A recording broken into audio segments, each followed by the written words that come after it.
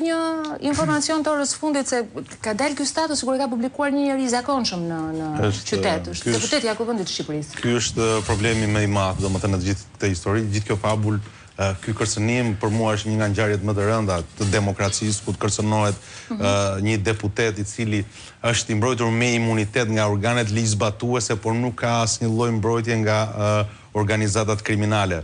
Çka fakton një herë do dalë tek pyetja juaj, çfarë fakton një herë që këta deputet pas kanë më shumë detyrime karshi organizatave kriminale për mandatin e tyre se sa ndaj Partisë Socialiste. Kjo është shumë shqetësuese që të ngrihet një organizat kriminale, të individ me precedent penal dhe të kërcënojnë deputet në momentin që ajo dele pavarur, ikën nga Partia Socialiste, është fundi jo i parlamentarizmit, por i demokracisë për mendimin tim.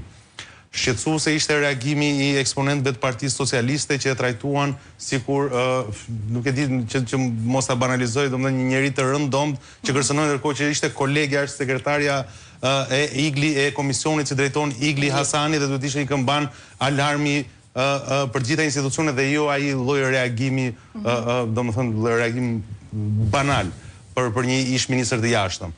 Dhe këto i bashkangjiten që është akoma edhe më shqetësuese mos reagimi institucioneve të drejtësisë.